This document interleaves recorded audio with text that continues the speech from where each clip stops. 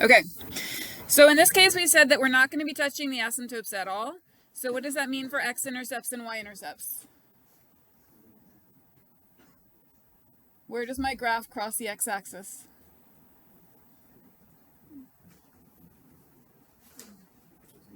It doesn't, right? So it has no x-intercept. And then how about the y? Where does it cross the y-axis? Nowhere, exactly.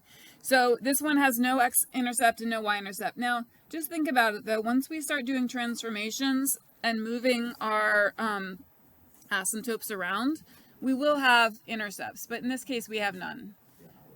Okay, our domain, this branch here is going all the way to negative infinity, and this branch here is going all the way to positive infinity, but we have to leave one number out of our domain. What number is it? What number do we have to leave out of our domain? Okay, watch the x's. Starts at negative infinity. It's going closer and closer and closer to 0. Then over here, it starts really close to 0 and it goes to positive infinity, but we have to leave out what number? 0, yeah. So the vertical asymptote, it will never equal that number. So you have to leave out a vertical asymptote. So my domain is going to be negative infinity to 0, and then 0 to positive infinity.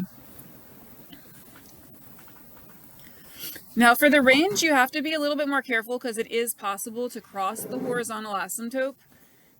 In this case, you may want to double check on Desmos to make sure that you didn't cross the horizontal asymptote. But this one, I'm telling you, the parent function does not cross the horizontal asymptote. So we're going to do the same thing. We're going to leave the 0 out. So the range is going to be from down here, negative infinity, getting super close to 0, but not including it. And then again, right after 0, we start up and we go up to positive infinity.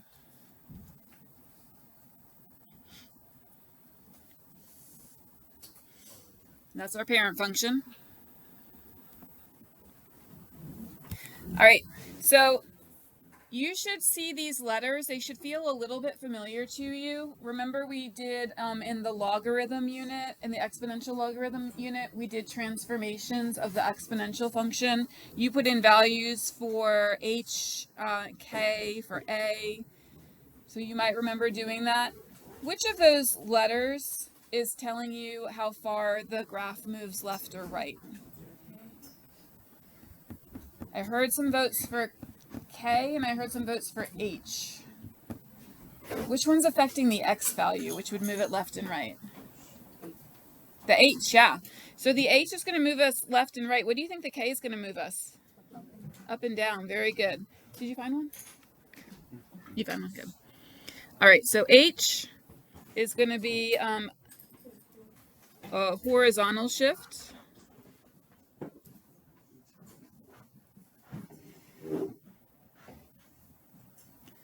And you see the horizontal shift most easily in seeing the asymptote. So whatever your H is, that's where your vertical asymptote will be.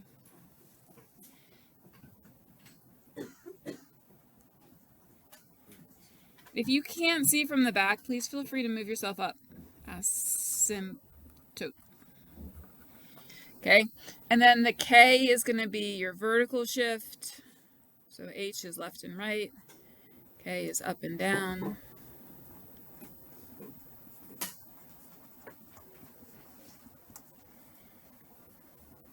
And it's going to be your horizontal asymptote. I get that that's a little bit weird, but let's see how it works.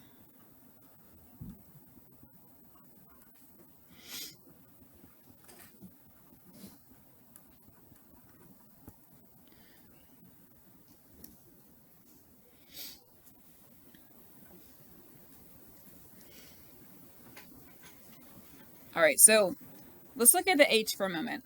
The H is your horizontal shift, and it's moving you left and right. What happens if I were moving my horizontal asymptote left and right? Could I actually see that on the graph? It goes on forever, right? So if I were to move my horizontal asymptote left and right, it's going to look exactly the same. And that's what happens. We do actually move our horizontal and our vertical asymptotes left and right, but you don't see it on the horizontal asymptote because it's a line that's going on forever. So the horizontal shift, you see that on the vertical asymptote. My vertical asymptote, when I shift to the right, the whole asymptote shifts to the right. And then here, the K, if I'm going to do a vertical shift, like up or down, I'm going to see that on the horizontal asymptote. I can see that moving. So really the whole graph moves, but you can see the horizontal shift on the vertical asymptote. You can see the vertical shift on the horizontal asymptote. What do you think the A and B might represent? Any guesses on what the A and B represent? Yeah, compressions and stretches, okay? So there are different types of compressions and stretches. Yeah, I'm looking at that B as, I don't understand that at all. Okay, so A and B are different stretches and compressions.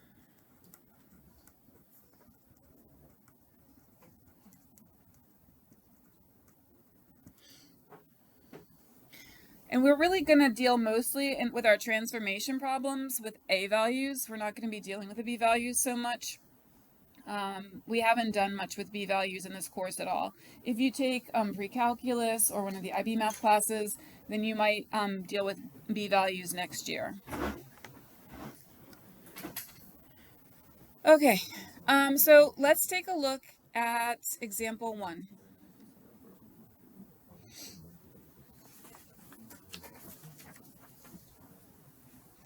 In example 1, it says, what are the transformations? I want you to take a moment with your group and see if you can identify at least 1 or 2 of the transformations. If you can identify 4 transformations, that would be amazing.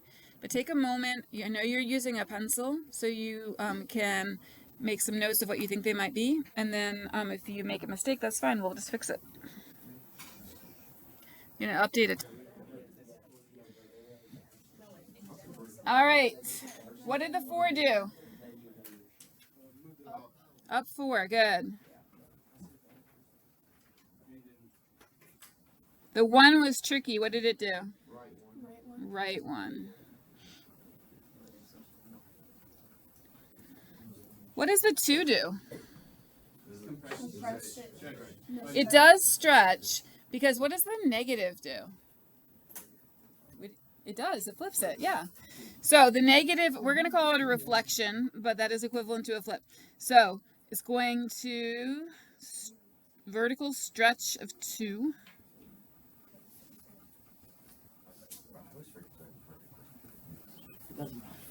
And a vertical reflection.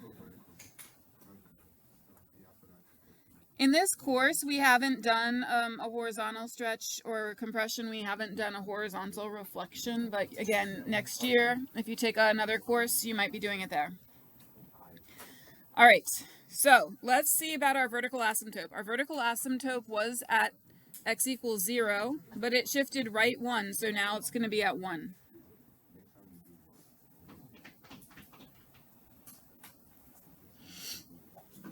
Our horizontal asymptote was at y equals 0. It's going to move up 4.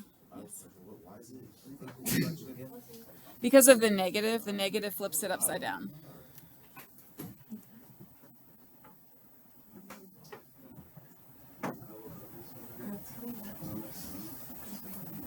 Wait, how did you find the vertical asymptote?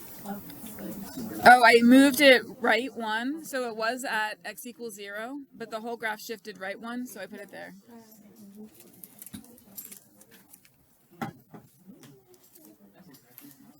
All right, so I'm going to put my vertical asymptote at x equals 1, and my horizontal at y equals 4.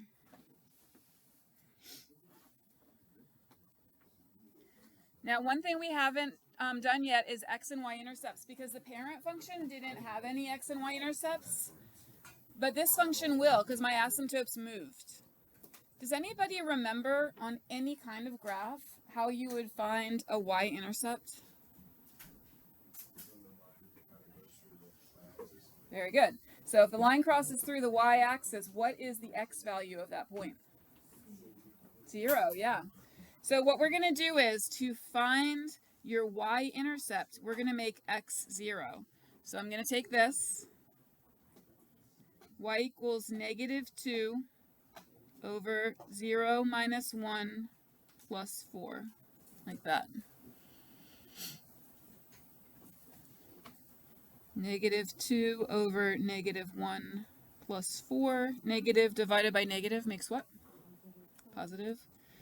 So 2 plus 4 equals 6. So to find your y-intercept, make x 0.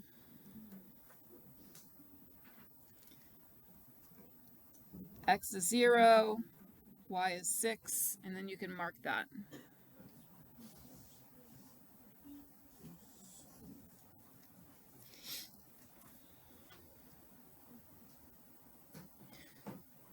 To find your x-intercept, you make y equal what? Find your x-intercept, to make y equal what? 0. Very good. So x-intercept, y is 0. So I have 0 equals -2 over x minus 1 plus 4.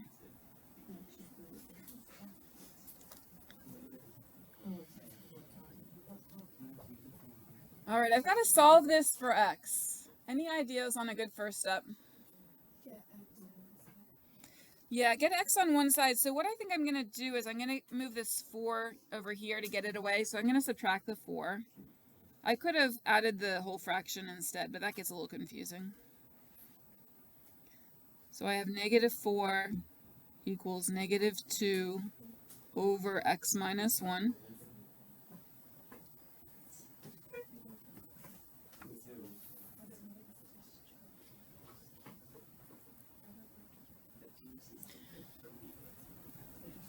Any ideas on how to get that x out of the denominator?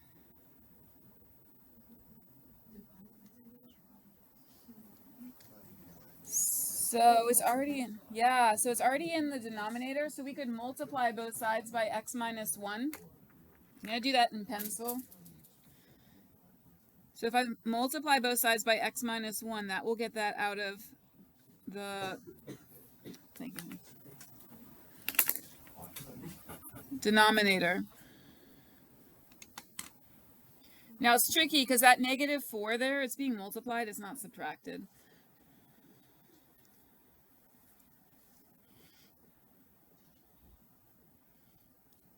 You guys are going to be happy that Desmos is very helpful in this situation, but I'd like you to understand what Desmos is doing for you.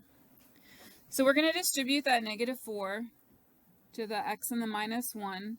So I'm going to have -4x plus 4 equals -2. I distributed the -4 times the x and times the -1. If I subtract 4 from both sides, -2 minus 4 is -6. So I have -4x equals -6. And then, yes, I'm going to divide. So I'm going to divide -6 by -4. What do we get?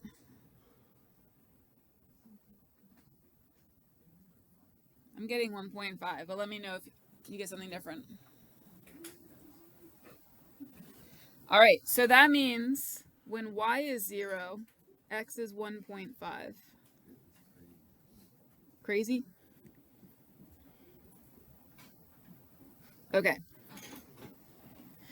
All right, so for our purposes, you guys can't see that, hold on. For our purposes, that's going to be enough to sketch in the rest of the graph. You could find more points on the graph just by substituting in numbers for x. So you can make a table of values, substitute numbers in for x, and find the y. But I'm telling you that for our purposes, once you have your asymptotes and your intercepts, you can sketch the rest of the graph in. Notice that the branches this time are on the bottom right and the top left instead of those opposite corners that they were before. And that's because we reflected it because it turned upside down.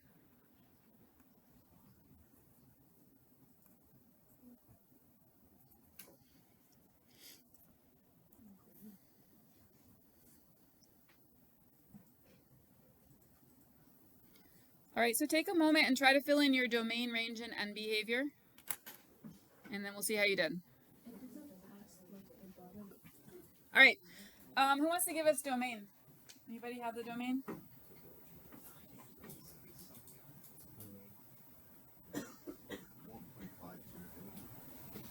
Let's see, say it again. All right, so I see you're looking at that point right there, right? You're looking at this point right here, right? Yeah, so I see that it does include 1.5 to infinity, but remember on this side, it has a few more points as it's getting closer and closer to what number here? It is 1, yeah. All right, so from 1 to infinity is part of it, not including 1, because it's never going to touch 1. But then we also have to include this part over here, right? So where does this part start? Remember, we're looking at the x values, and it's continuing all the way to the left. Yeah, so it does start at negative infinity, and it's getting closer and closer to what number here? Good. So let's put together Blaine's half and Gideon's half. We've got negative infinity to 1. And then we have 1 to infinity. So basically this means everything except 1. Okay? It's everything except for 1. And for our range is going to be everything except for what number? 0's down here. Is that the number I'm leaving out? Right here. 4, yeah. Everything except for 4, because that's where your asymptote is. Now remember, it's good practice to double check on Desmos, because sometimes you do cross your horizontal asymptote, but most often you don't. So my range is going to be negative infinity to 4. Leave out the 4. So remember, the parentheses means not including that number. So we can get all the way up to 3.99999999999, but we cannot get to 4. And then here it's like 4.000000001, but not including 4. And then up to infinity.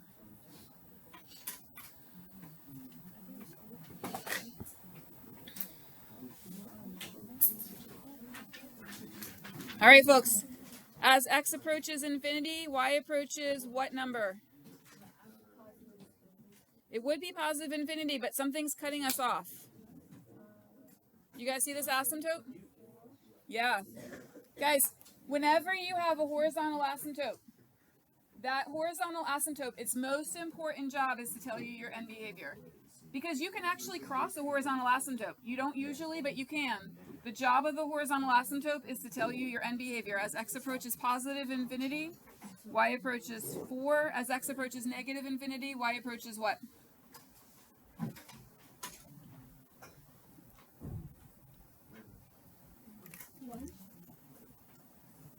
As x approaches positive infinity, we're getting closer and closer to the asymptote. As x approaches negative infinity, what are we approaching? The asymptote, same thing. So 4 on both sides. Okay? End behaviors are kind of easy once you realize that. If you have a horizontal asymptote, it's your end behavior on both sides. Go ahead. Is it if the range is a bit different because of how much So this should be the right domain and range, but I'm happy to look at your work, okay? Well, it's different because I can get like different numbers by 1 because of how I do my one. Okay. We'll talk. All right, let's look at the other side. So looking at this chart, sometimes our rational function is not written in a way that we can graph it with transformations, but there are other ways to graph it. We're still going to graph asymptotes and intercepts, okay? So the vertical asymptotes are the zeros of the denominator. And guys, I want to tell you that for your homework tonight, next class's homework is going to look a lot like this. It's going to be a lot of graphing, but our homework for tonight is literally just finding zeros of the denominator, because your denominator cannot be 0, okay? So when you're looking at the delta math tonight, it's going to ask you what numbers can x not be. X cannot be any number that makes your denominator 0. So you're going to be just looking to set your denominator equal to 0 for your homework tonight. Okay? Good morning. Just grab one of those notes right there. Okay. All right. So your vertical asymptotes are going to be x equals the zeros of the denominator. For your horizontal asymptotes, there are some different rules for it, and it's going to be easier to see it in context. So I'm going to explain that to you as we go through it. But it all has to do with the degree of the numerator and the degree of the denominator.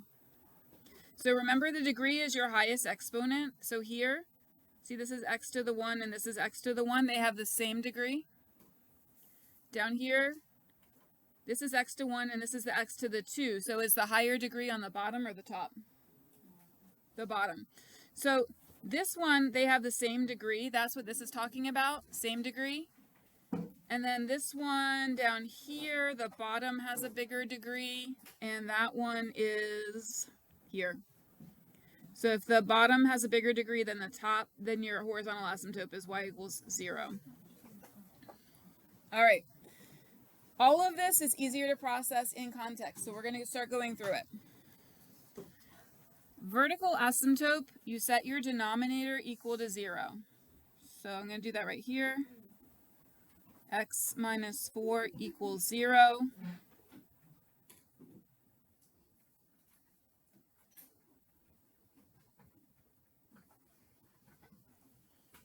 Okay, set my denominator equal to 0.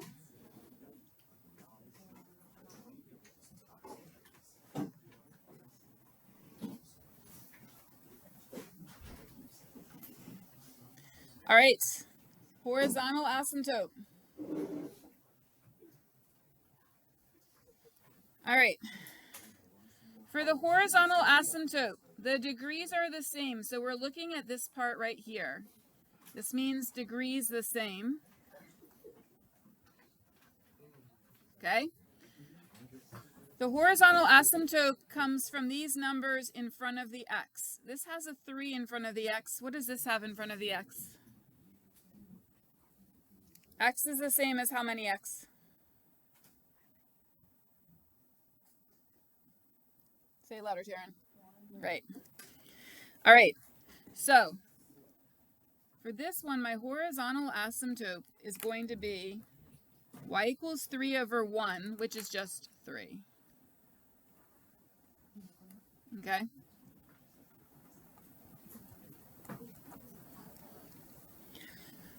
Now, the horizontal asymptote has a different rule depending on the degrees of your numerator and denominator. So you always have to look at that. It's a little bit tricky. Let's do our intercepts. Our intercepts are done in the same way as before. Okay, so we're going to do our y-intercept first by putting 0 for the x.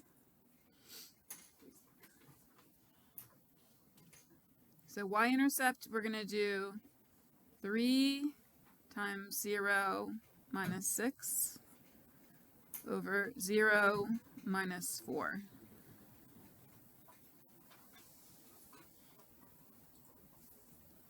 Three times 0 is 0, so I'm going to get negative 6 over negative 4, which is something we just had. It's 1.5. So 0, comma 1.5. To find our x-intercept, we are going to, it says here the zeros of the numerator. It's true, but I want to show you why. So for the x-intercept, I'm trying to find a space to work. I'm going to work over here.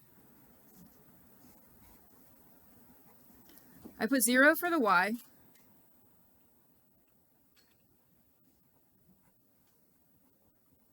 Like that. And I'm going to do what we did before. I'm going to multiply both sides by that denominator so that I don't have a denominator.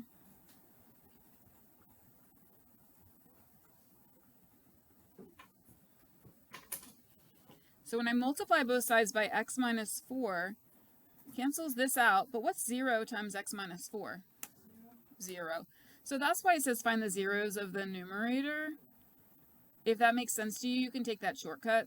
But if it doesn't, you can just put 0 for the y and do all the steps. All right, so I'm going to add 6.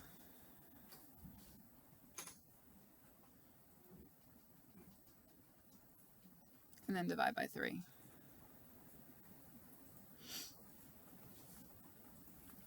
So when I put 0 for the y, I got 2 for the x.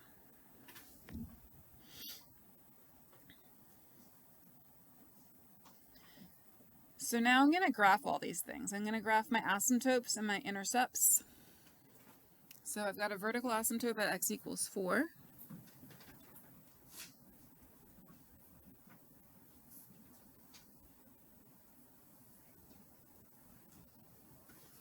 And I've got horizontal at y equals 3.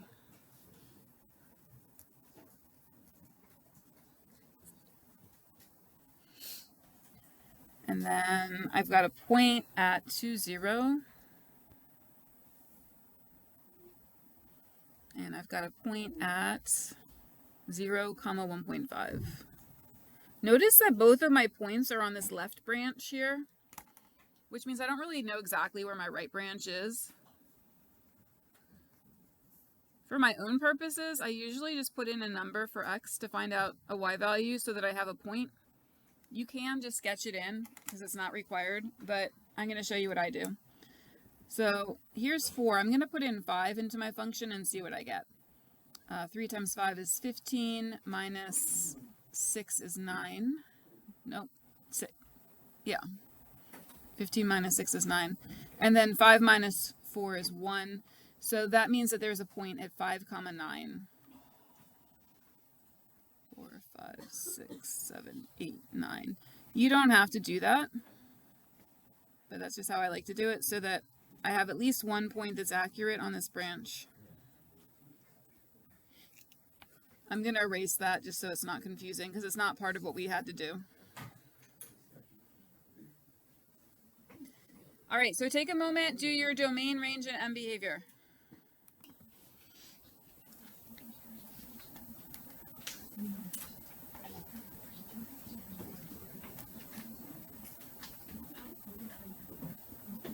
All right, for your end behavior, remember that it is the job of the horizontal asymptote to tell you your end behavior.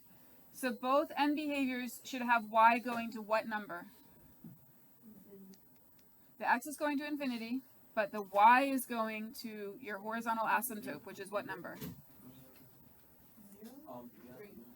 3. Yeah, it's right here.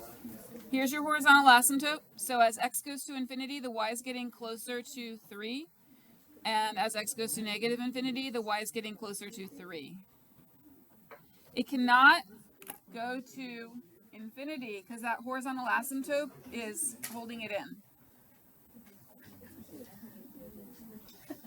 All right. I'm going to give you guys a couple minutes to see what you can do in example 3.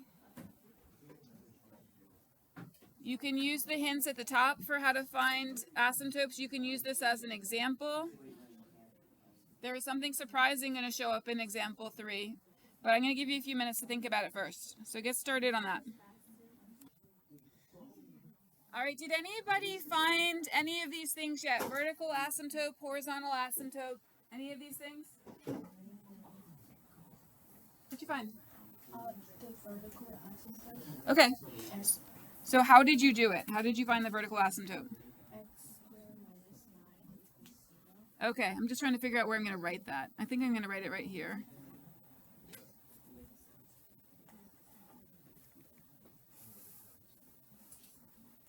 Okay, so Blaine says to find the vertical asymptote, she wrote x squared minus 9 equals 0. Did anybody else do that? How did you solve it? I added 9. Uh-huh. And then squared it. Okay,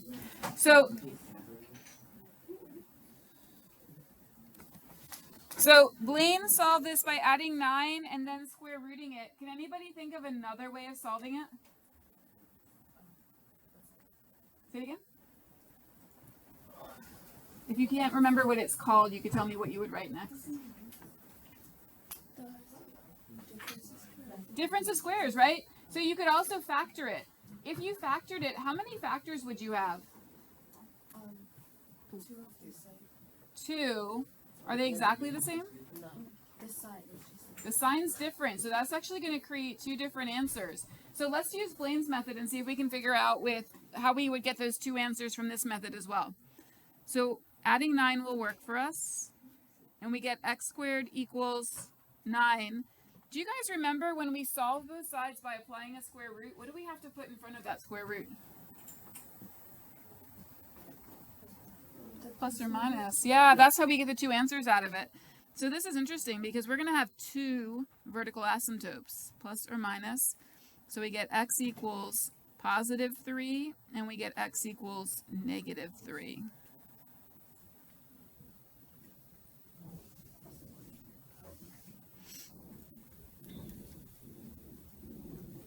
Two different vertical asymptotes.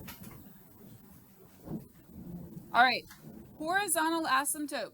Do you remember I said that the rule is different here for the horizontal asymptote because the degree on the bottom is bigger than the degree on the top? So if the degree on the bottom is bigger than the degree on the top, then your horizontal asymptote is going to be y equals 0. I want to spend a moment talking about why that is.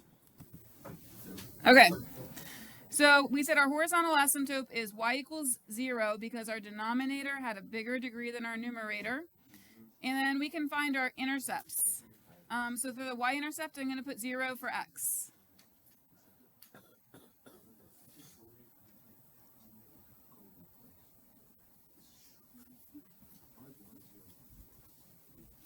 All right, so I'm finding my y-intercept. I'm putting 0 for x.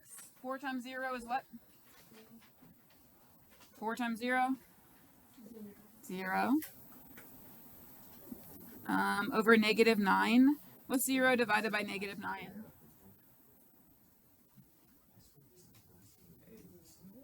0. Yeah, 0 divided by anything is 0. So my y-intercept is 0, 0. I want to graph that point for a minute. You see that point 0, 0? So that means my x-intercept is what? 0, 0, yeah.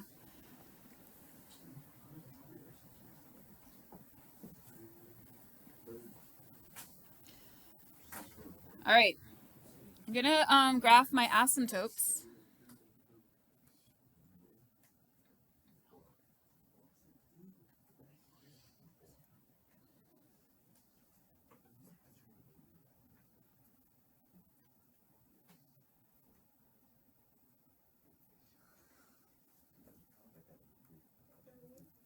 All right, so looking at this graph, what might I find confusing? I've got 2 vertical asymptotes. That definitely looks confusing. What else looks confusing? The horizontal is like Passing what? line. Yeah. So the horizontal and the vertical will cross each other always. But did you see that I have a point on my horizontal asymptote? Now remember, I told you you can cross the horizontal asymptote, but you don't usually. So that can be confusing too. Can you imagine what the shape of this graph might be? I know, it's tricky, right? Because there's not enough points on here to know. If you take pre-calculus or an IB math class next year, you might just plot some points. You might put some numbers in for x and then find the y values, and we've done that already. You can do that. But for the purposes of this course, once you have your asymptotes and your intercepts, you can use Desmos to figure out the shape of the graph. And I think you're going to be surprised at the shape of the graph. So if you have not already done that, graph that in Desmos. I will do it too, but I think you'll get it ahead of me. Okay? Let's graph this in Desmos to see what the shape looks like. Sorry, I forgot to tape that last part. So just as a reminder, what we did was we used Desmos to show us the shape of the graph after we found all the parts that were necessary, the intercepts and the asymptotes, and then we sketched in the rest of it.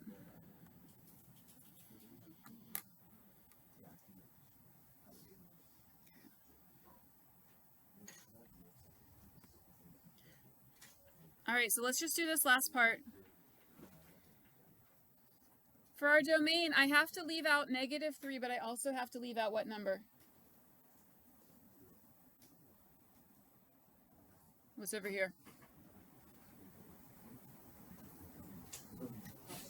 +3, yep. I have to leave out -3 and +3. So my domain is going to have 3 pieces to it. -infinity to -3, -3 to 3, and then 3 to infinity.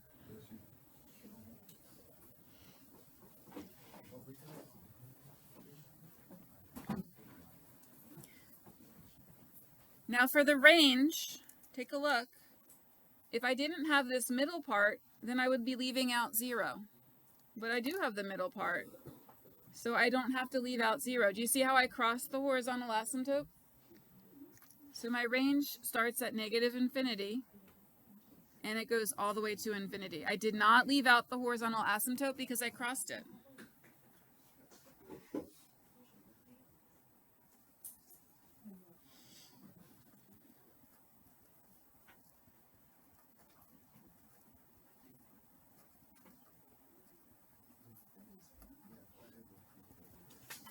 All right. I'm giving you a minute to process domain and range, and then we're going to do end behavior.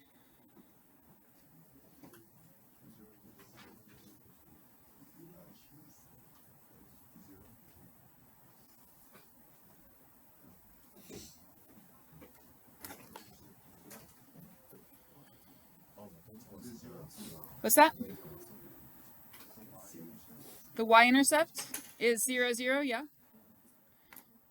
Yeah, so because it crosses the horizontal asymptote, our range is going from -infinity to infinity. Okay, end behavior. End behavior is about the ends of the graph. Does this middle part matter at all for end behavior?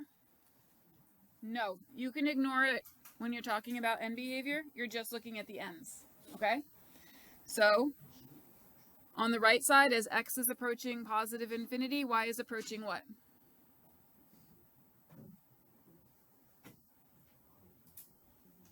It's your asymptote. 0. As x is approaching positive infinity, y is approaching 0. As x is approaching negative infinity, y is approaching 0. Good. All right. So, guys, it doesn't matter what happens in the middle. It doesn't even matter. Sometimes you're going to have a graph that does weird things on the y-axis. It might even it might go like this and cross the y-axis and cross it again. But you know what's going to happen? Eventually, the horizontal asymptote will be the end behavior, no matter what happens in the middle. Okay? Next year, you're going to have some graphs that, instead of a horizontal asymptote, they've got a slant asymptote. All right, and you'll have things like this, like that. Okay?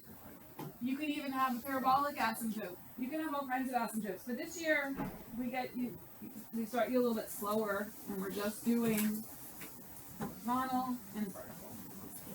Okay? All right, questions? So I'm going to give you a short break, and I'm going to give you a card. And we can probably do at least one problem on the boards, maybe 2. Yep. Bathroom? Yeah. Go ahead.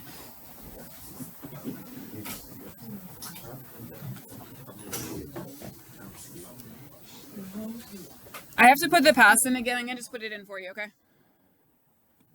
I don't have an actual pass, Gideon, okay? You can blame my advisory. They lost the second one.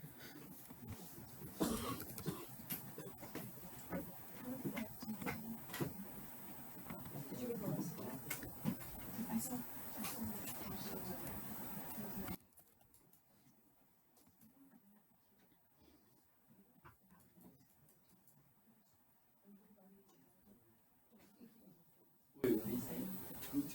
good.